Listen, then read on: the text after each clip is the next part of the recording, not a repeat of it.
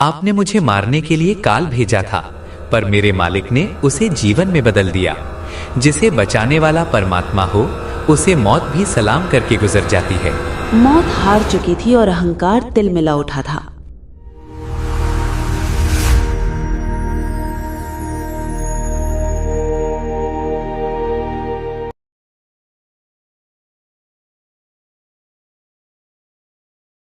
ब्रह्मांड के इतिहास में एक ऐसा समय आया जब अहंकार ने स्वयं को ईश्वर घोषित कर दिया।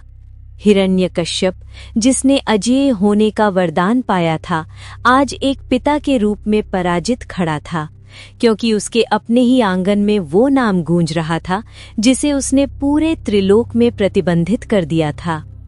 प्रहलाद, मेरी आंखों में देख। क्या तुझे इस ठंडी धार का एहसास नहीं हो रहा? इस पूरे महल में मेरी अनुमति के बिना हवा का एक झोंका भी प्रवेश नहीं करता। फिर तूने किसके आदेश से उस अदृश्य सत्ता का नाम यहां लिया? इस त्रिलोक का अधिपति, काल को अपने चरणों की धूल बनाने वाला तेरा पिता यहां खड़ा है। क्या मैं तुझे पर्याप्त नहीं हूं कि तू किसी और के आगे शीश झुकाए? पिताजी, डर और भक्ति दो अलग दिशाएं हैं। तलवार की धार गले को काट सकती है, लेकिन वो मन को नहीं झुका सकती। आपने शस्त्रों से शरीर जीते हैं, जमीन जीती है, पर आप स्वयं के क्रोध के दास बन गए हैं। जो स्वयं का दास है, वो जगत का स्वामी कैसे हो सकता है? ज्ञान की बातें एक बालक मुझे शासन सिखाएगा? मूर्ख, तुझे अन्न मैं देता हूं। ये वस्त्र, ये सुरक्षा, ये प्राण सब मेरी दया पर टिके हैं। बोल, हिरण्यकशिपु ही भगवान है। पिताजी, ये अन्न उस धरती से आता है जो आपकी नहीं है। ये प्राण उस मालिक की अमानत हैं जिसकी अनुमति के बिना आप अपनी पलक भी नहीं झपका सकते। वो कुल का मालिक है। वो उस पत्थर के खंभे में भी है, मुझ में भी है, और आपके अहंकार के पीछे छिपी उस आत्मा में भी है। आप जिसे अपना निजी वैभव कह रहे हैं, वो भी उसी की उधार दी हुई शक्ति है। जिस दिन वो हिसाब मांगेगा, ये सारा साम्राज्य रेत के ढेर की तरह ढह जाएगा। कुमार प्रहलाद, रुक जाइए। महाराज के क्रोध को आमंत्रण मत दीजिए। शास्त्र कहते हैं कि पिता ही गुरु और देवता होता है। मंत्री जी, शास्त्र ये भी कहते हैं कि जो ईश्वर से विमुख कर दे वो गुरु नहीं, और जो धर्म का नाश करे वो राजा नहीं। मैं अपने पिता का सम्मान करता हूँ, पर उनके भीतर बैठे उस अहंकार को भगवान नहीं मान सकता, जो अविनाशी परमात्मा को चुनौती दे रहा है। बस, धृष्टता की पराकाष्ठा हो गई। तूने केवल मेरा अपमान नहीं किया, तूने असुर कुल की मर्यादा को चुनौती दी है। अगर तू मेरा पुत्र न होता तो तेरा शीश अब तक इस फर्श पर लुढ़क रहा होता। मंत्रियों, इसे अभी इसी क्षण गुरु शंड और अमर्क के नरक तुल्य आश्रम में ले जाओ। इन्हें मेरा कड़ा आदेश दो। इस बालक के मस्तिष्क से राम नाम की हर स्मृति को मिटा दिया जाए। इसे वो असुर विद्या सिखाओ जहां केवल शक्ति और संहार ही सत्य हो। यदि ये वापस आए तो इसके होठों पर केवल मेरा नाम होना चाहिए। पिताजी, स्याही से लिखे नाम मिट सकते हैं, पर जो नाम आत्मा पर खुदा हो, उसे ब्रह्मांड की कोई भी शक्ति नहीं मिटा सकती। आप मुझे दूर भेज रहे हैं, पर परमात्मा तो फिर भी यहीं रहेगा। महल की दीवारों ने आज वो संघर्ष देखा जो युगों युगों तक गूंजने वाला था। एक तरफ संसार की सबसे बड़ी सेना थी, और दूसरी तरफ एक नन्हा बालक और उसका अडिग विश्वास। परीक्षा की अग्नि प्रज्वलित हो चुकी थी। पिता के आदेश पर प्रहलाद को उस पाठशाला में लाया गया जहां दया एक पाप थी और शक्ति ही एकमात्र सत्य। गुरु शंड और अमर्क को जिम्मेदारी दी गई थी कि वे प्रहलाद की कोमल बुद्धि को असुरों के कठोर सांचे में ढाल दें, लेकिन उन्हें क्या पता था कि आज शिक्षक स्वयं एक ऐसी शिक्षा पाने वाले थे जो किसी किताब में नहीं लिखी थी। रुको, शस्त्र नीचे रखो और मंत्र का उच्चारण करो। ब्रह्मांड का आदि पुरुष कौन है? सम्राट हिरण्यकशिप। ब्रह्मांड का रक्षक और विनाशक कौन है? सम्राट हिरण्यकशिप। प्रहलाद, तुम अपनी आंखें मूंद कर क्या देख रहे हो? क्या तुम्हें हमारे द्वारा दी गई शिक्षा कमजोर लग रही है? उठो और इस प्रतिमा के सामने शीश झुकाकर कहो कि तुम्हारे पिता ही एकमात्र भगवान है। गुरुदेव, शिक्षा वो दीपक है जो भीतर का अंधेरा मिटा दे, लेकिन यहाँ तो आप स्वयं अंधेरे की पूजा करना सिखा रहे हैं। जो शरीर मिट्टी से बना है और एक दिन मिट्टी में ही मिल जाएगा, वो भला परमात्मा कैसे हो सकता है? क्या आपने कभी उस शक्ति के बारे में नहीं सोचा जो इन गुरुओं को बोलने की और इन बच्चों को सुनने की सामर्थ्य दे रही है? धृष्ट बालक, तू हमें ज्ञान सिखाएगा। हमने काल के शास्त्रों का अध्ययन किया है। हम जानते हैं कि जो शक्ति दिखाई देती है वही सत्य है। तेरे पिता की शक्ति दिखाई देती है, इसलिए वही ईश्वर है। तेरा वो राम कहाँ है? दिखा हमें। गुरुदेव, जैसे दूध में घी होता है पर दिखता नहीं, जैसे तिल में तेल होता है पर दिखता नहीं, वैसे ही वो कुल का मालिक कण कण में मौजूद है। वो राम पत्थर की इस मूर्ति में भी है, पर वो इसमें कैद नहीं है। वो तो व्यापक है। असली गुरु वो है जो उस व्यापक प्रभु से मिला दे, ना कि वो जो नश्वर देह का गुलाम बना दे। प्रहलाद की दार्शनिक बातों ने पाठशाला के वातावरण को बदल दिया। अभ्यास कर रहे बालक अपनी तलवारें छोड़कर प्रहलाद के घेरे में आने लगे। गुरुओं के चेहरों पर पहली बार अपनी विद्वता को लेकर संशय दिखने लगा। मेरे भाइयों, देखो, ये गुरुजी हमें केवल शरीर को बलवान बनाना सिखा रहे हैं, पर आत्मा का क्या? जैसे प्यासे हिरण को रेगिस्तान में मृगजल दिखता है, वैसे ही ये हाज पाट और असुर शक्ति एक धोखा है। असली सुख तो उस कमीर की बंदगी में है। खिलौनों से खेलना छोड़ो, सतनाम की कमाई करो, क्योंकि अंत समय में न ये तलवार काम आएगी और न ये असुर साम्राज्य। चुप हो जा प्रहलाद, तू तो विनाशक बीज बो रहा है। यदि सम्राट को पता चला कि उनकी पाठशाला में हरि नाम गूंज रहा है, तो वे हमारी खाल खिंचवा लेंगे। बालकों, दूर हटो इससे। ये कोई बालक नहीं, ये असुर कुल की जड़ों में लगा घुन है।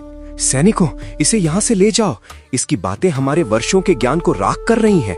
ये पाठशाला अब सम्राट की नहीं रही, प्रहलाद का सत्संग बन गई है। इसे सम्राट के पास ले चलो और कह दो कि ये बालक मनुष्य के वश में नहीं है। इसे तो कोई दैवीय शक्ति ही नियंत्रित कर सकती है। गुरुओं ने हार मान ली थी। जिस बुद्धि को वे सुधारने चले थे, उसने स्वयं उनका अहंकार तोड़ दिया। सत्य की गूंज अब पाठशाला की दीवारों को लांघ चुकी थी और हिरण्यकशिप के सिंहासन की नींव हिलने लगी थी। अहंकार जब अपनी हार स्वीकार नहीं कर पाता, तो वो खूनी साजिशों का सहारा लेता है। हिरण्यकशिप ने देख लिया था कि ना तो गुरु का दंड और न ही सम्राट का भय प्रहलाद को डिगा सका। अब उसने प्रकृति के सबसे क्रूर हथियार विष का चुनाव किया। एक पिता ने उस हाथ से जहर का प्याला तैयार करवाया जिस हाथ से उसे आशीर्वाद देना चाहिए था। वैद्य, क्या इस विष की शक्ति पर मुझे भरोसा करना चाहिए? मैंने सुना है कि इसकी एक बूंद अगर जमीन पर गिर जाए तो वर्षों तक वहां घास का एक तिनका भी नहीं उगता। महाराज, ये विष नहीं, साक्षात काल का ग्रास है। इसे बनाने में मैंने नागों के हलाहल और दुर्लभ विषैले पौधों का अर्क मिलाया है। जिसे ये प्याला मिलेगा, वो अपना नाम पुकारने से पहले ही राख हो जाएगा। पर महाराज, वो आपका पुत्र है। क्या आप सच में? पुत्र? जो मेरे साम्राज्य की जड़ों में हरि नाम का जहर घोल रहा हो, वो मेरा पुत्र नहीं हो सकता। वो एक शत्रु है और शत्रु का अंत केवल मृत्यु है। लेकर आओ उसे। तभी भारी जंजीरों की आवाज के साथ प्रहलाद को लाया जाता है। उसके चेहरे पर वही दिव्य शांति है, जैसे वो किसी वधशाला में नहीं बल्कि अपने प्रभु के बगीचे में टहलने आया हो। पुत्र प्रहलाद, तेरे ज्ञान ने मुझे प्रभावित किया है। मैंने सोचा कि शायद मैं ही गलत था। तू जिसे अमृत कहता है, वो शायद यही है। ये देवताओं का दिया हुआ एक विशेष चरणामृत है। इसे पी और अपनी भक्ति का अंतिम प्रमाण दे। पिताजी, आपके हृदय का कपट इस प्याले के धुएं में साफ दिख रहा है, लेकिन मैं आपसे कोई शिकायत नहीं करूंगा। यदि मेरे प्रभु ने मेरे लिए इस प्याले को चुना है, तो इसमें मेरी भलाई ही होगी। आपके हाथों से मिला जहर भी मेरे लिए मेरे साहब की रजा है। पूर्ण परमात्मा, देने वाला भी तू है और इस शरीर को मिट्टी बनाने वाला भी तू। यदि तू इस जहर के जरिए मुझे अपने पास बुलाना चाहता है, तो मैं सहर्ष तैयार हूं। और यदि तू इसे अमृत बनाना चाहता है, तो तेरी क्षमा अपार है, तेरा नाम ही मेरा असली आधार है। प्रहलाद ने प्याला होठों से लगाया और एक ही सांस में पूरा हलाहल पी गया। हिरण्यकशिप की आंखें चौड़ी हो गईं।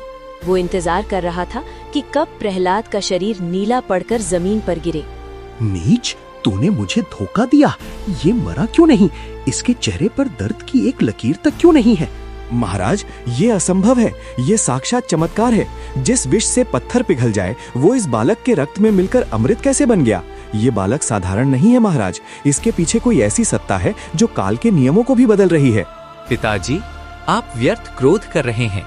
जिस हृदय में राम नाम का निवास हो, वहां संसार का कोई भी जहर टिक नहीं सकता।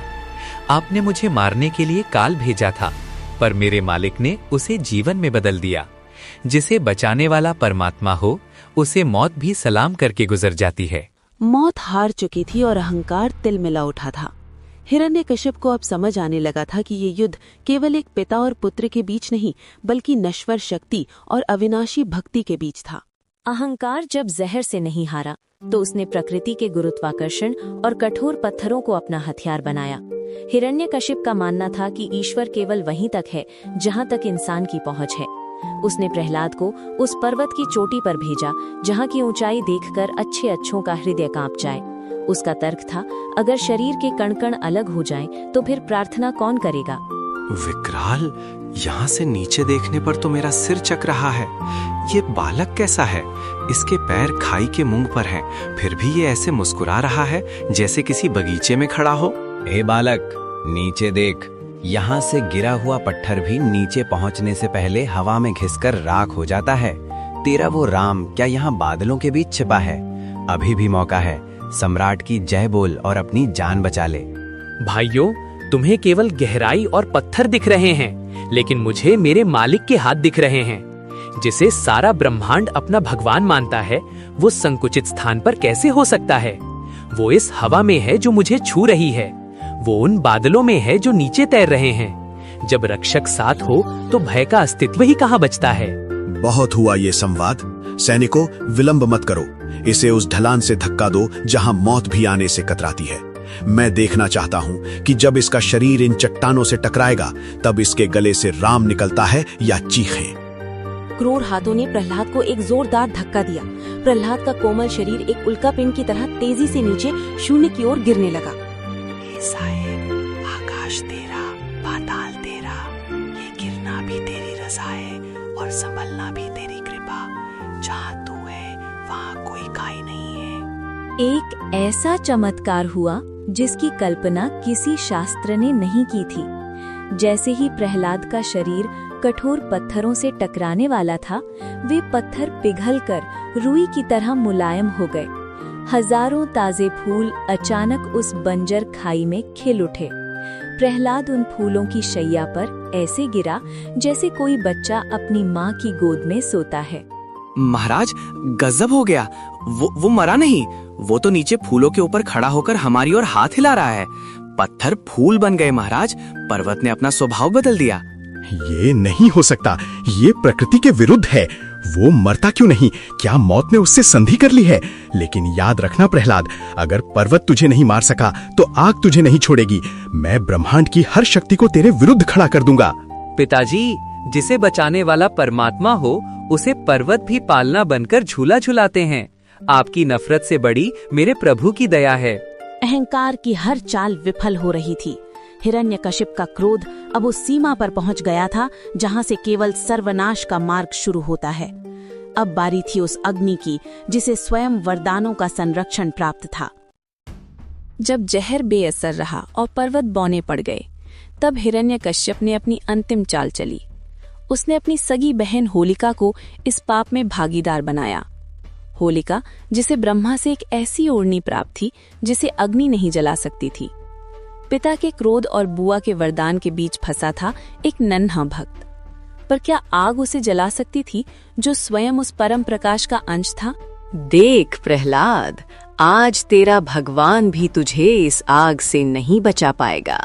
ये ओढ़नी मेरा कवच है और तेरी ये कोमल त्वचा कुछ ही पलों में राख बन जाएगी।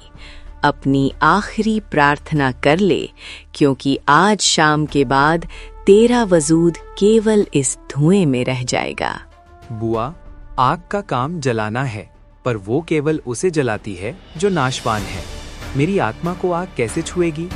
आप इस ओढ़नी पर भरोसा कर रही हैं और मैं उस पर भरोसा कर रहा हूँ जिसने इस आग को बनाया है। वरदान परमात्मा की अमानत होते हैं बुआ, उन्हें अहंकार में इस्तेमाल करना विनाश को आमंत्रण देना है। बहुत हुआ प्रहलाद, आज तेरी राख ही मेरे साम्राज्य की शांति बनेगी। सैनिकों, अग्नि प्रज्वलित करो। तभी कुदरत ने अपना खेल दिखाया। अचानक एक तेज बर्फीली हवा चली। वो हवा इतनी शक्तिशाली थी कि होलिका के शरीर से वो चमत्कारी ओढ़नी उड़ने लगी। नहीं, ये क्या हो रहा है? हवा इतनी तेज कैसे हो गई? मेरी ओढ़नी, भैया बचाओ, ये ओढ़नी उड़ रही है। मैं चल रही हूँ, भैया मुझे बाहर निकालो। ये आग, ये तो मुझे निकल रही है। मेरा वरदान क्यों टूट गया? प्रहलाद, मुझे बचाओ। जिसने दूसरों को जलाने का षड्यंत्र रचा, वो स्वयं उस आग की भेंट चढ़ गया। देखते ही देखते होलिका जलकर भस्म हो गई, लेकिन प्रहलाद के लिए वो आग चंदन के समान शीतल हो गई। भक्त प्रहलाद की जय, सत्य की जय, अधर्म का नाश हो। ये संभव नहीं है। मेरी बहन मर गई और ये अभी भी मुस्कुरा रहा है। क्या पूरा ब्रह्मांड मेरे विरुद्ध हो गया है? क्या मौत ने अपना मार्ग बदल लिया है? पिताजी, आग केवल कपट और अहंकार को जलाती है, सत्य और भक्ति को नहीं। आप जिसे अपनी शक्ति समझते थे वो आज राख हो गई, जिसे आप कमजोर समझते थे वो आज भी आपके सामने खड़ा है। हिरण्यकशिप का अंतिम दांव भी खाली गया। अब उसके पास केवल एक ही रास्ता बचा था, सीधा टकराव। अब भक्ति की पराकाष्ठा और अहंकार का अंत अपने चरम पर पहुंचने वाला था। ब्रह्मांड के इतिहास की वो घड़ी आ पहुंची थी जिसका इंतजार देवता, ऋषि और स्वयं काल कर रहा था। हिरण्यकशिप का अहंकार अब एक जख्मी शेर की तरह पागल हो चुका था। उसने प्रकृति के हर नियम को चुनौती दी थी और आज प्रकृति स्वयं अपना स्वरूप बदलकर न्याय करने आने वाली थी।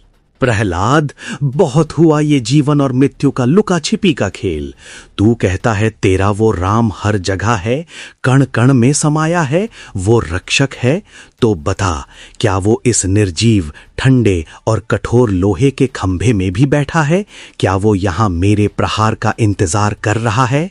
हाँ पिताजी, वो जल में है, थल में है, अग्नि की तपन में है और वायु के स्पर्श में है। वो मुझ में है, आप में है और इस निर्जीव से दिखने वाले खंबे में भी वही प्राण फूंक रहा है। वो कहीं गया नहीं, वो तो बस आपके अहंकार के टूटने का अवसर देख रहा है। झूठ, सरासर झूठ। अगर तेरा भगवान इसमें है तो इसे अपनी बाहों में भर ले।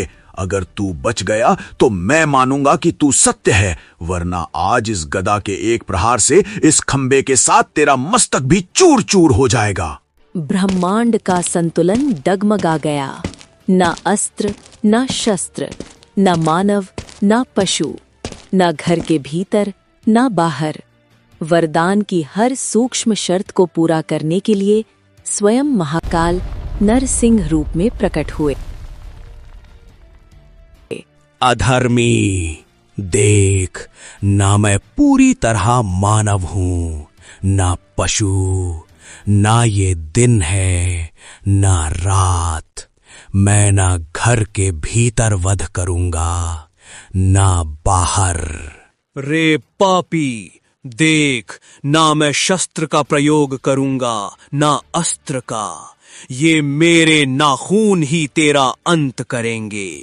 आज तेरी सत्ता और तेरे अहंकार का विसर्जन होगा। भक्त की लाज रखने के लिए परमात्मा ने अवतार लिया। सत्य अविनाशी है, अधर्म का नाश निश्चित है। अहंकार की राख पर भक्ति का साम्राज्य खड़ा हुआ। नरसिंह भगवान ने प्रहलाद को हृदय से लगा लिया। ये केवल एक वध नहीं था, ये एक युग का अंत और सतयुग की आहट थी। विनाश के बाद सन्नाटा सबसे भारी होता है। हिरण्यकश्यपु का अंत हो चुका था, लेकिन उसके पीछे छूटा था भय, अराजकता और वो विशाल साम्राज्य जिसकी जड़ें अधर्म में थीं। जिस सिंहासन के लिए दुनिया लड़ती है, प्रहलाद के लिए वो केवल कांटों की एक सेज थी। आज एक भक्त की सबसे बड़ी परीक्षा थी, सिंहासन का मोह या आत्मिक शांति का वैराग्य। महाराज प्रहलाद, असुर साम्राज्य का भाग्य अब आपके हाथों में है। प्रजा त्राही त्राही कर रही है। बिना राजा के ये धरती नरक बन जाएगी। जिस पिता ने इस राज्य को तलवार से सींचा, अब पुत्र उसे न्याय से सींचे। कृपया इस स्वर्ण सिंहासन को सुशोभित करें। मंत्रियों, क्या आप मुझे फिर से उसी मायाजाल में धकेलना चाहते हैं जिस सिंहासन ने मेरे पिता की बुद्धि हर ली, जिसने उन्हें अपनों का लहू बहाने पर मजबूर किया? वो स्वर्ण नहीं, वो तो अहंकार की वेदी है। मुझे ये राजपाट नहीं चाहिए। मुझे उस एकांत वन में जाने दो जहां मैं केवल अपने कुल के मालिक का सुमिरन कर सकूं। मुझे मिट्टी का राजा नहीं, प्रभु का दास बनकर अपनी आत्मा को मुक्त करना है। प्रहलाद जाने के लिए मुड़ा ही था कि वातावरण में एक दिव्य संगीत गूंजा।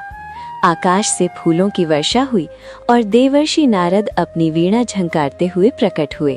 नारायण नारायण। रुको प्रहलाद, भागना कायरता है और कर्तव्य को त्यागना भक्ति नहीं। तू वन में जाकर स्वयं को तो मुक्त कर लेगा, लेकिन इन हजारों असुर बालकों का क्या? इन बेसहारा प्रजाजनों का क्या? यदि तूने आज शासन नहीं संभाला तो फिर से कोई क्रूर शक्ति इस रिक्त स्थान को भर देगी और अधर्म का चक्र फिर से शुरू हो जाएगा। ऋषिवर, मैं असमंजस में हूँ। क्या राजसी वैभव और प्रभु की भक्ति एक साथ चल सकते हैं? क्या मैं इस रक्त से सने सिंहासन पर बैठकर राम का नाम ले पाऊंगा? प्रहलाद, भक्ति गुफाओं की मोहताज नहीं है। जैसे कीचड़ में रहकर भी कमल निर्लिप्त रहता है, वैसे ही संसार में रहकर शासन कर। तू राजा नहीं, प्रतिनिधि बनकर सेवा कर।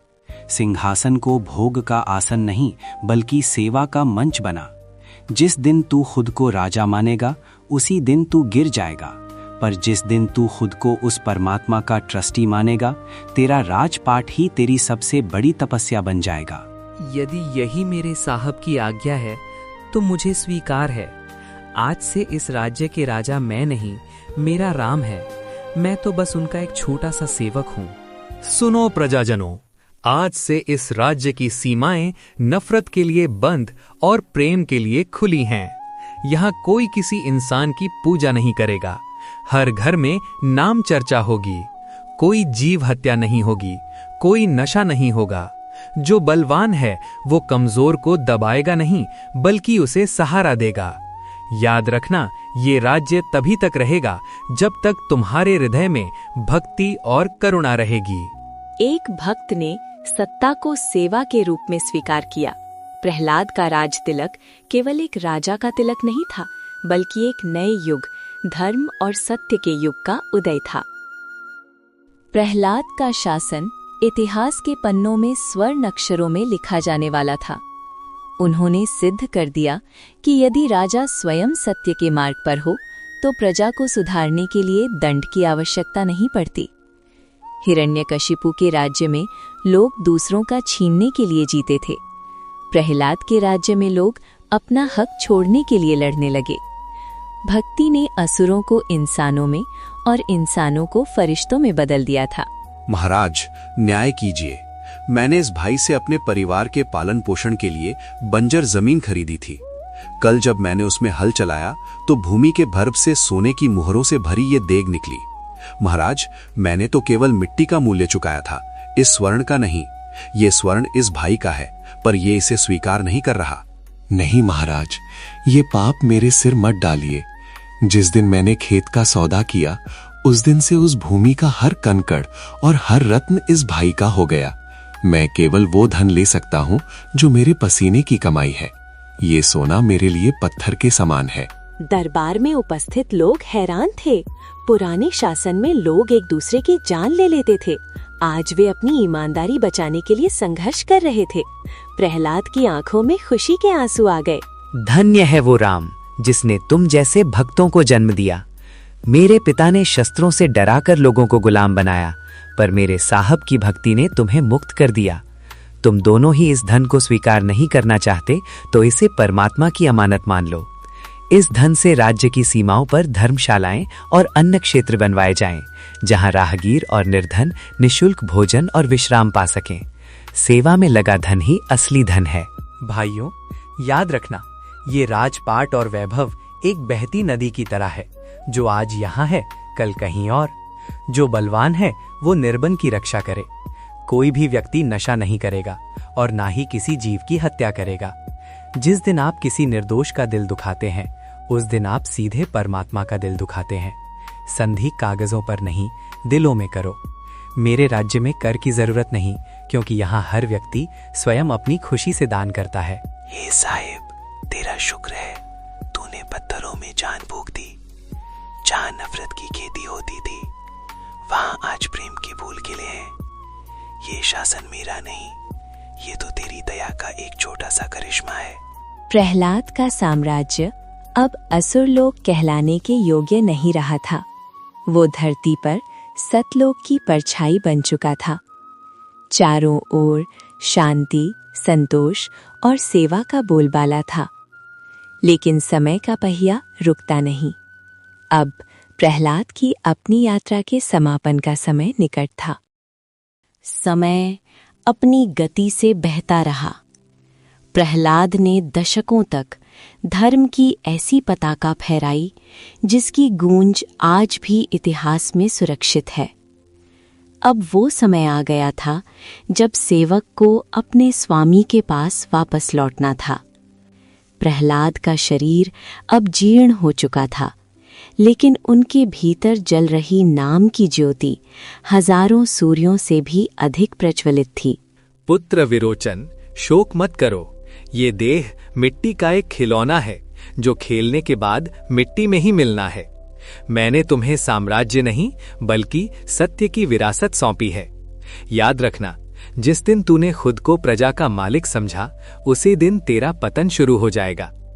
तू उस परमात्मा का केवल एक पहरेदार है। जब तक तू नाम की डोर थामे रहेगा, काल तुझे स्पर्श नहीं कर पाएगा। तभी अचानक आकाश में काले बादलों का एक बवंडर उठा। वातावरण में एक भारीपन छा गया। ये काल का आगमन था, जो संसार के हर जीव को भयभीत करता है।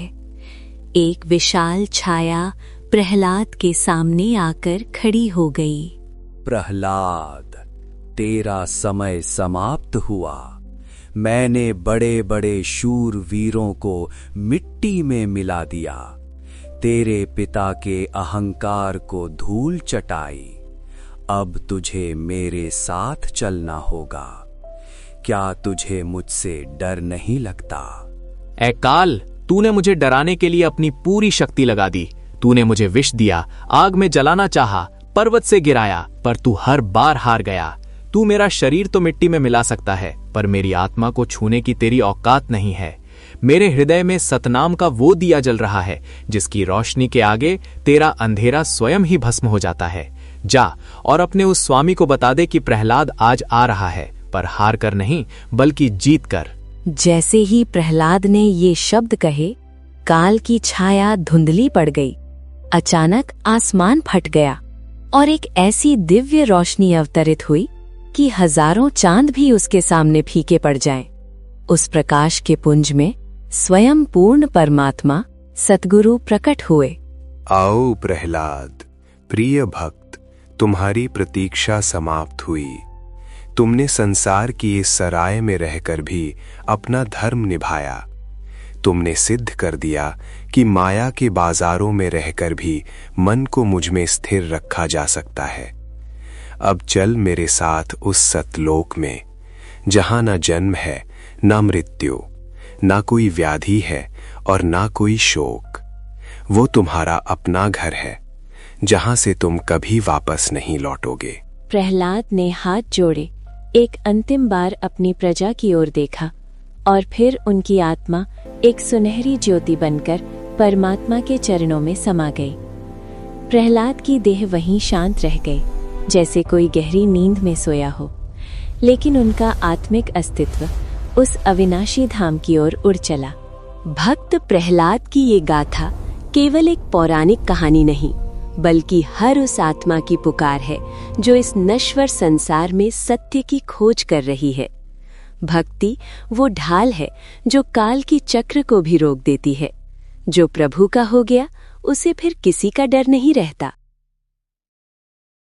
भक्त प्रहलाद की ये गाथा आपके दिल को छू गई हो तो इस कहानी को यहीं मत रोकिए। चैनल को सब्सक्राइब कीजिए और इस वीडियो को शेयर कीजिए ताकि भक्ति, सत्य और साहस की ये लौ हर उस दिल तक पहुँचे जिसे आज भी विश्वास की जरूरत है।